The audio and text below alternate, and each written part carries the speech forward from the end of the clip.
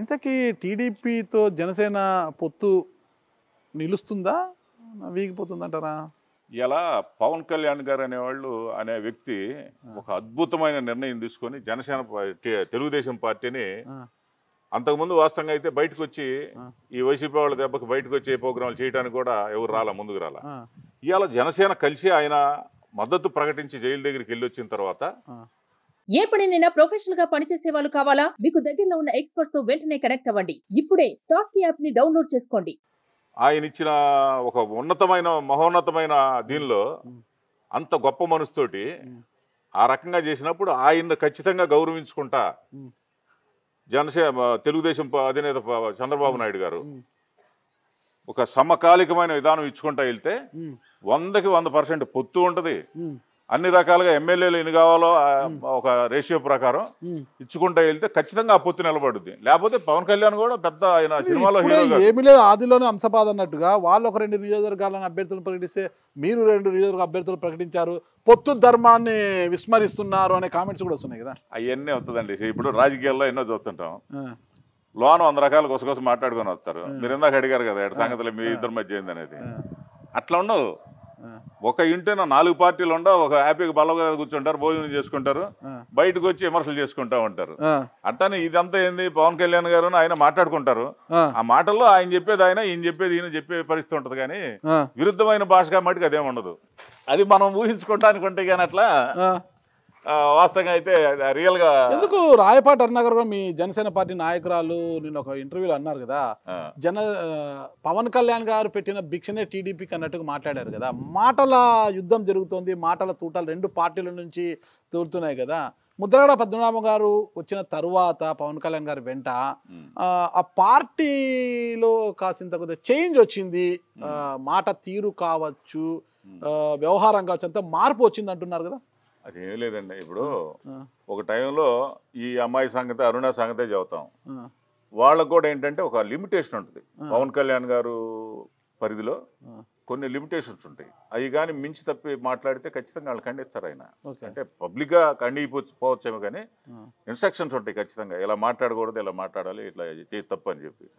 అట్లానే ముద్రగడ పద్మనాభం గారు వచ్చారు, ఆయన ఒక చిన్న రాంగ్ స్టెప్ వేశారు. ఏది వైసీపీలోకి వెళ్ళాలన్న ఆలోచన కలగటం ఒకటి, జనసేనలో జారపోకుండా ఎవరో కాకినాడ ఎమ్మెల్యే రెడ్డి నేతృత్వంలో ఏదో కులం ఉద్యమాలన్నీ కూడా సాగుతున్నాయి అనే దీనిలో ఇవాళ దానికి నిదర్శనమే ఇవాళ దగ్గర 30% ఉన్న కాపు కులం అనేది కూడా అతను రిజెక్ట్ చేసేసారు.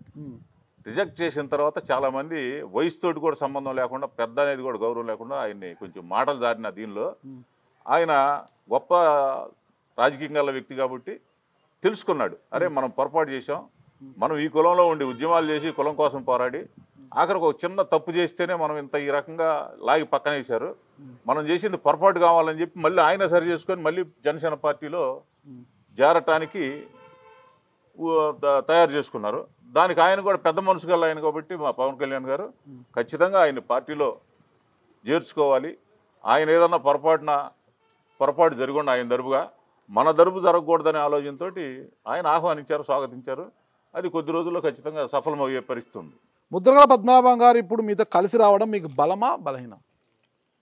అది ఎందుకంటే ఆయన పార్టీలో వస్తే బాగుండు, అనవసరంగా అటు వెళ్తున్నాడనే బాధతో ఉన్నవాళ్ళు చాలామంది ఉన్నారు. నా దగ్గరే చాలామంది, ఎందుకంటే ఆయనకి నాకు చాలా సన్నిహితం కూడా ఉంది. ఉండేవాళ్ళు చాలామంది ఉన్నారు. 100కి 20 మంది అయినా ఆయన వస్తే బాగుంటుందని కోరుకునే వాళ్ళు ఉన్నారు.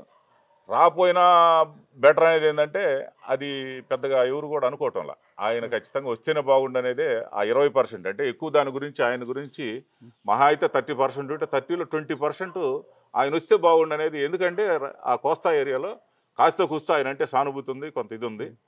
ఇదేంది ఈయన ఇటు ఉన్నాడు మళ్ళీ మనం ఎటు చేయాలనే దీనిలో సందిగ్ధంలో ఉండే పీపుల్స్ ఉంటారు కదా, వాళ్ళకి ఆయన చేరటం అయితే ఖచ్చితంగా సంతోషంగానే ఉంటుంది. సరే, ముద్రగడ పద్మనాభం గారి పరిస్థితి అలా పెడితే ఏంటి, ఉన్నట్టుండి ఆమంచి సాములు గారికి కాపు సామాజిక వర్గం మీద ఎక్కడ లేని ప్రేమ పొంగి పొర్లుతుంది అసలుకి. నాకా ఒకటి సార్, అంటే నేను వాస్తవంగా అయితే ఒక పార్టీలో ఉన్న తర్వాత కులాన్ని గురించి నేను చెప్పకూడదు. నేను ఫస్ట్ నుంచి వంగవీటి మోహన్ రంగా గారు బతికొండ టైంలో కూడా కృష్ణవడిన ప్రోగ్రాం పెడితే చిన్న పిల్లాడప్పుడు కూడా 80 చిల్లర అంటే నాకు వయసు పెద్దగా ఉండి ఉండదు. ఆ టైంలో కూడా ఒక 2 లారీలు జనాన్ని వేసుకెళ్ళి మనాడు గొప్పాడు కావాలి, మనాడు ఎందుకంటే 30% ఉన్న దగ్గర కులం ఇది, 3% ఈ పార్టీలో ఉండే 4% కాదు, ఇది చాలా గొప్ప ఫస్ట్ రాష్ట్రంలో ఉన్న జాతి ఇది. దీన్ని అణిచివేతకి అన్ని పార్టీల వాళ్ళు కూడా పవర్ను ఉపయోగపెట్టేసి రూపాయి ఆధ్వర్యంలో పెట్టుకొని రూపాయి పవర్ తోటి ఈ బీసీలు నవ్వచ్చు, ఈ కాపులు నవ్వచ్చు, ఎస్సీలు నవ్వచ్చు, చాలా అణిచివేత కార్యక్రమంగా చేసేది. దీనిలో నేను ఏ రోజు కూడా టీడీపీకి కానీ, కృష్ణమోహన్ ఉంటే కాంగ్రెస్కి కానీ, టీడీపీకి కానీ, వైసీపీలో కానీ నేను ఏ రోజు కూడా సభ్యత్వం కూడా తీసుకోవాలా. సరే, మీరు రాజకీయ పార్టీ సభ్యత్వం తీసుకోవాలి, కాపుల మీద ఉంటే వంగవీటి మోహన్ రంగారాయంలోనే చిన్న వయసులో లారీలను తీసుకెళ్లారు. ఇప్పుడు ఉన్నట్టుండి మీరు ఒకసారిగా రాజకీయాలు వచ్చినాక జిల్లాలుగా తిరుగుతూ కాపు సామాజిక వర్గం నాయకులతో కాపులతో అంతా తిరుగుతున్నారు, కలుస్తున్నారు అందరూ కూడా. ఇప్పుడు కూడా ఎక్కడో పీలేరు నుంచి ఇక్కడికి వచ్చారు మిమ్మల్ని కలవడానికి కాపులందరూ కూడా. ఎందుకు ఆమంచి కృష్ణమోహన్ గారికి ఏంటి మళ్ళా వంగవీటి మోహన్ రంగా గారి లాగా ఎదగాలని, కాపులను ఉద్ధరించాలని, కాపు నాయకుడికి ఎదగాలని ఏమన్నా ఉందా? ఒకటిసారి దీనిలో ఏంటంటే ఎందుకంటే వంగవీటి మోహన్ రంగా గారు కాపు నాయకుడు అనడం కన్నా బడుగు బలహీన అందరి నాయకుడు ఆయన, అందరి నాయుడు ఆయన. కాకపోయినా మన కులం కాబట్టి చెప్పుకోవాలి, మన కులం అందరి వాడు వంగవీటి రంగా. అలానే అందరి వాడు పవన్ కళ్యాణ్ గారు ఇయ్యాల. అలాంటి వ్యక్తి వచ్చాడు కాబట్టి నాలో కసి ఉంది. టీడీపీలో కృష్ణమోహన్ ఉన్నప్పుడైనా మనబొట్టి వాళ్ళని ఆడో డమ్మీ చేసాడో దూరంగా పెట్టి డబ్బాల బారిన ఒకటి తప్పితే మనల్ని ఎప్పుడు ఎడుగులోకి రానిలా. ఇవాళ నాకు బయటకు వచ్చి నా ఇది యొక్క పవరు లేకపోతే నా యొక్క దీన్ని వాస్తవాన్ని లేకపోతే రియాలిటీని బయటికి తీసుకొచ్చే పార్టీ జనసేన పార్టీ. నాలాంటి వాళ్ళని లేదు మీరు చూస్తారు, అది కూడా చెబుతాను నేను. రియాలిటీ అంటే ఏదో రౌడీజం గీడీజం అవసరమైనప్పుడు రౌడీజం లేకపోతే మీరు చెప్పి చెంచాగాళ్ళు అంతా వండిస్తారా? ఒక చెంచాకి 2 చెంచాలు మనం వడ్డిస్తాం కాబట్టి మనల్ని బతకనిస్తారు ఎవరైనా సరే, అది ఖచ్చితంగా అవసరం. దానిలో రాయలసీమ ఏరియా ఉంది, ప్రత్యేకంగా చెప్పుకోవాలంటే అక్కడ చేసిన ఎంపీలు ఉన్నారు, మినిస్టర్లు ఉన్నారు, ఎమ్మెల్యేలు ఉన్నారు, ఎంతో మంది ఉన్నారు.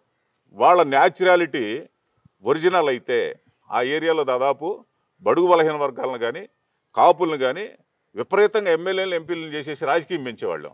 ఒక్కడ కూడా లేరు. ఇలా కదిరి బాబురావు గారు ఉన్నారు, కులం అన్నదానులతో కనిగిరిలో గెలిచారు. గెలిచిన తర్వాత కులాన్ని తీసి దూరంగా పెట్టేసి ఒక విధమైన దీనిలోకి వెళ్ళారు. తర్వాత జనం అంతా కలిసి మళ్ళీ ఆయన దూరంగా పెట్టే పరిస్థితి జరిగింది. అట్లానే మద్దిశెట్టి గారు ఉన్నారు, ఆయనకి శాపాలాడ భూసేపల్లిని ఒక యాంగిల్లో పెట్టి అతన్ని కుల దరుపుగా ఉండి అతన్ని కిల్ చేసేసారు. అట్లానే ఇక్కడ అదే ఏడవాస్తంగా అయితే ఎదురు తిరిగి పోరాడి తెలుగుదేశంలో నుంచి వచ్చిన వ్యక్తిని అదే చేశారు. అంటే ఈ పార్టీలు ఏంటి అంటే కొన్ని ఈ వ్యక్తిగతంగా ఒక పవర్ఫుల్గా ఉండే వ్యక్తులు కానీ కాపుల్లో కానీ చిన్నపన్న కొంచెం పవర్ఫుల్గా ఉండే బడుగు బలహీన వర్గాల్లో ఎక్కిరానీరు. దానికోసం ఖచ్చితంగా ఆ ఏరియాల్లో వీళ్ళు చేయనటువంటి పనులు ఖచ్చితంగా మనం చేయాలి. ఇవాళ నేను కర్నూలు వెళ్ళాను. కర్నూలులో బ్రహ్మాండమైన క్యాడర్ ఉంది జనసేనకి. కళ్యాణ్ గారి దృష్టికి తీసుకెళ్ళడానికి అన్ని రకాలుగా ఇది చేస్తున్నాం. అట్టనే కర్నూలు ఉంది, అనంతపురం ఉంది, కడప ఉంది, చిత్తూరు ఉంది, మొత్తం తిరిగాం.